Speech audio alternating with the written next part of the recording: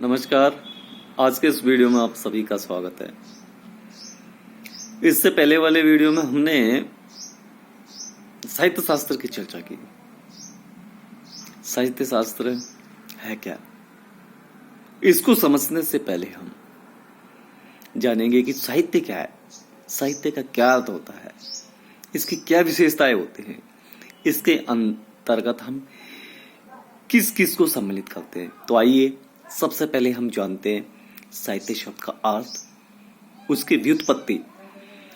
साहित्य शब्द का शाब्दिक अर्थ होता है साहित्य।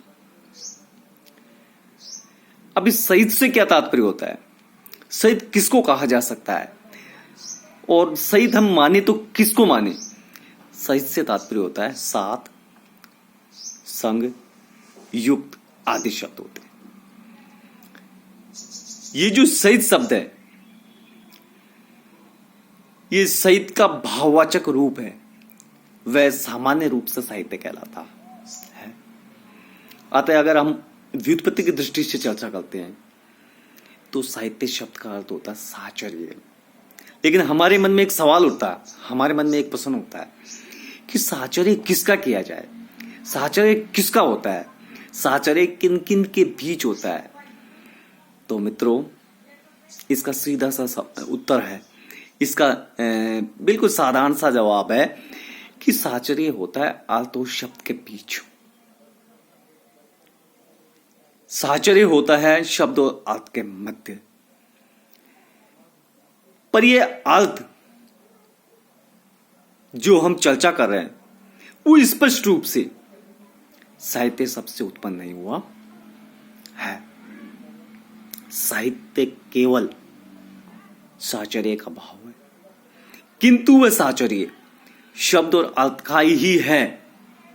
ऐसा हम किस आधार पर स्वीकार करें, किस आधार पर माने, किस आधार पर कह सकते हैं? ये बड़ा पसंद है, ये बड़ा पेचीदा सवाल है। और इस सवाल को हल करने के लिए, हम इसके समाधान के लिए हम साहित्य शब्द के इतिहास को जानने की कोशिश करते हैं। और जब तक इतिहास को नहीं जानेंगे, किसी भी शब्द के अर्थ को पूर्ण रूप से सही तरीके से हम नहीं पहचान सकते, नहीं जान सकते हैं। तो विद्वानों का मत है कि जो शब्द है ये संस्कृत के साहित्य शब्द काव्य का ही समानार्थी है, काव्य का ही रूप है। संस्कृत साहित्य में साहित्य की जगह काव्य का प्रयोग होता है, इसलिए दोनों समानार्थी हो गए, दोनों समान हो गए। आज जिस साहित्य की हम चर्चा करते हैं, प्राचीन काल में संस्कृत साहित्य में उसे काव्य कहा जाता था। अगर हम 6वीं शताब्दी की चर्चा करते हैं तो 6वीं 7वीं शताब्दी में भामह ने काव्य की परिभाषा दी। और भामह ने क्या कहा? भामह ने कहा था शब्दार्थो सहितो काव्यम, शब्द और अर्थ का मेल ही काव्य है। शब्दार्थो सहित्यम काव्यम, शब्द और अर्थ का जो संबंध है, शब्द और अर्थ का जो जोड़ है, शब्द और अर्थ का जो मेल है, वह काव्य कहलाता है। तो ये परिभाषा है, कालांतर में चलती आ रही है। संस्कृत में इस काव्य को साहित्य माना जाता है। आगे चल करके आचार्यों ने भामह की शब्दार्थ सहित वाणी वाली बात को बराबर दोहराते चले और आगे चलते चले गए। अगर हम भामह के अलावा दूसरे आचार्यों की चर्चा करें तो उन्होंने भी साहित्य की परिभाषा देने की कोशिश की है। राजशेखर को लीजिए, राजशेखर क्या कहते हैं? शब्दार्थ यथावत से भावेन विद्या साहित्य विद्या। भोजराज ने भी कहा है कि साहित्यम ये शब्दार्थ्यो संबंध। इसी तरह कुंतक कहते हैं साहित्योर भाव है साहित्यम अन्यनो शब्दार्थ्योर्या, अर्थात साहित्य का भाव है, साहचर्य का भाव है, वह साहित्य है। तो इस प्रकार संस्कृत के आचार्यों ने इसे परिभाषा के सूत्र में बांधने की कोशिश की है। निश्चित रूप से उन्होंने शब्द और अर्थ का जो साचर्य है उसी के भाव को साहित्य माना है। कुछ विद्वान ये मानते हैं कि संस्कृत में भामे से पूर्व साहित्य का प्रयोग नहीं होता था।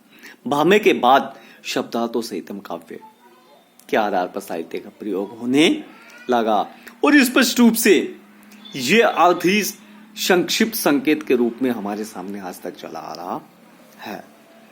अब हमारे सामने एक प्रश्न फिर बन जाता है, काव्य और साहित्य क्या दोनों एक ही हैं या दोनों में भेद है? भेद है तो कौन सा भेद है, कितना भेद है? तो हम सबसे पहले एक बिंदु, जिसको प्रथम बिंदु कह सकते हैं, ले सकते हैं कि काव्य का प्रयोग अधिकांशतः या मुख्यतः पद्यात्मक रचनाओं के लिए किया जाता है, जबकि साहित्य का प्रयोग है गद्यात्मक रचनाओं के लिए किया जाता है। उदाहरण के लिए काव्य में ले सकते हो, कविता को ले सकते हो, प्रबंध को ले सकते हो, मुक्तक को ले सकते हो, गीति को ले सकते हो, ये सब काव्य के अंतर्गत आएंगी। जबकि निबंध है, नाटक है, उपन्यास है, आलोचना है, कहानी है, समीक्षा है, ये सब साहित्य के रूप में प्रयोग की जाती है, अर्थात साहित्य के भेद के रूप में आती है। इसके अलावा दूसरे बिंदु के रूप में हम ले सकते हैं, काव्य शब्द सामान्यतः एक रचना के लिए प्रयुक्त होता है, जबकि साहित्य का प्रयोग अनेक रचनाओं या रचनाओं के समूह के लिए किया जाता है। काव्य के बहुवचन के लिए प्राय काव्य ग्रंथ, काव्य कृतियां आदि का प्रयोग किया जाता है। जैसे ले सकते हो अपसाद के काव्य कृतियां, गुप्त जी की काव्य कृतियां। इसके विपरीत अगर हम साहित्य की चर्चा करते हैं तो साहित्य शब्द है वो समूहकाई बोधक होता है। जैसे हिंदी साहित्य, प्रेमचंद साहित्य, प्रसाद साहित्य, तो इन दोनों में ये अंतर हो गया, एक बहुवचन सूचक है, दूसरा एक वचन, एक व्यक्ति की रचनाओं को ही दर्शाता है। तीसरे बिंदु के रूप में हम इन दोनों के अंतर को ले सकते हैं, साहित्य शब्द काव्य शब्द की अपेक्षा अधिक प्रचलित, व्यापक एवं मान्य हो गया है। साहित्य के अंतर्गत काव्य ग्रंथों का भी समावेश हो जाता है, जबकि काव्य में साहित्य का समावेश आंशिक रूप में ही होता है। तो यह कहा जा सकता है साहित्य जो शब्द है वो विस्तृत है, उसके अंतर्गत काव्य भी समाहित है, जबकि काव्य में ऐसा नहीं है। इसी प्रकार साहित्य सम्मेलन, साहित्य परिषद, साहित्यकार, साहित्य सेवी आदि शब्द भी काव्य की अपेक्षा साहित्य के महत्व को अधिकता प्रदान करते हैं, उसकी अधिकता को सूचित करते हैं। तो अब ये कहा जा सकता है